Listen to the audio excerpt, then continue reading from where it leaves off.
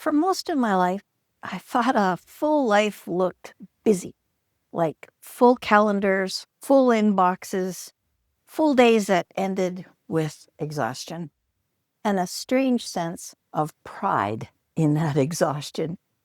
If I wasn't busy, I wondered what I was missing. If my days felt spacious, I questioned whether I was doing enough. Busyness felt like proof that I mattered, proof that I was engaged in what I was already doing, and maybe even proof that my life was full. It took me a long time to realize how much I'd tied fullness to motion and how that belief was shaping the way I lived. I think we live in a culture that rewards visible effort. We admire people who are booked solid. We praise schedules that are packed to the hilt. We treat rest like something you earn after you've done enough. And somewhere along the way, busyness becomes the default for what gives our lives meaning. If our life looks busy, it looks important. If it doesn't, it's easy to assume that something is missing. Oh, I know that I bought into that belief early on.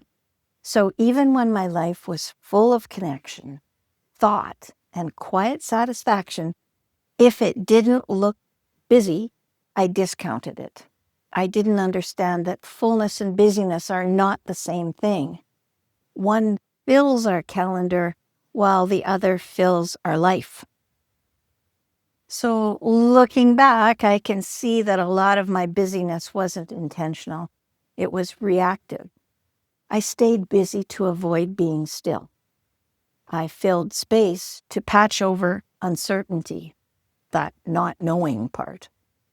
I said yes quickly so I wouldn't have to live with not knowing.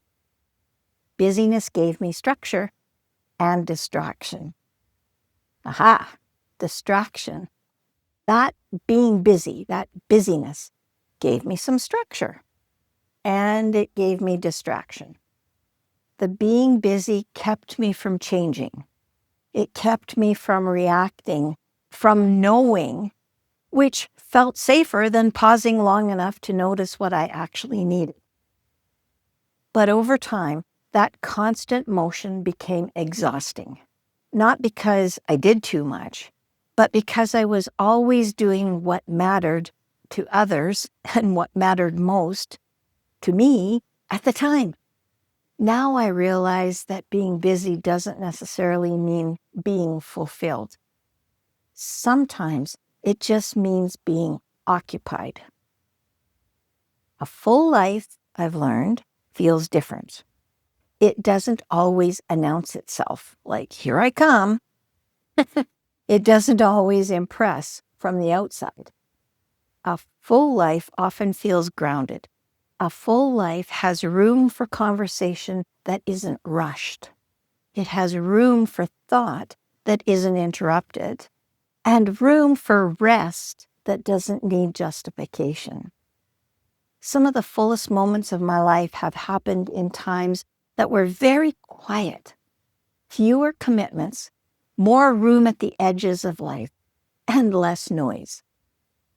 And so, more presence, more ability to notice what is working, more clarity, more space to actually live inside my own days. One thing I didn't expect was how uncomfortable spaciousness could feel at first. When my life slowed down, I didn't immediately feel peaceful. I felt exposed. Without busyness, I had to face questions I'd been putting off, like, well, what do I want now? What doesn't fit in my life anymore? What am I ready to let go of? See, being busy had protected me from those questions. Calm and less busy left room for those questions and for me to noodle on them.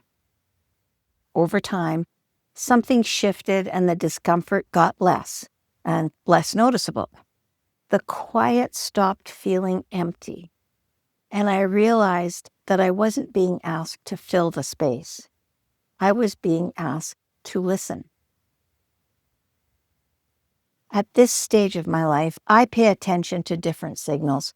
I notice how I feel at the end of the day.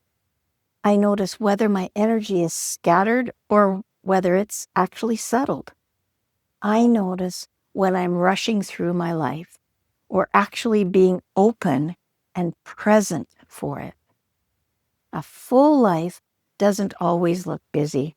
Sometimes it looks like fewer plans and deeper conversations. Sometimes it looks like choosing less and meaning it. Sometimes it looks like space that I don't feel compelled to fill. That doesn't mean nothing is happening. It means that what is happening actually matters. So, if your life feels quieter than it used to, if your calendar has more white space, if you're doing fewer things but feeling calmer and more in tune with yourself while you do them, I want to offer you this perspective. You're not falling behind. You may be living a fuller life than you realize. A full life doesn't always look busy.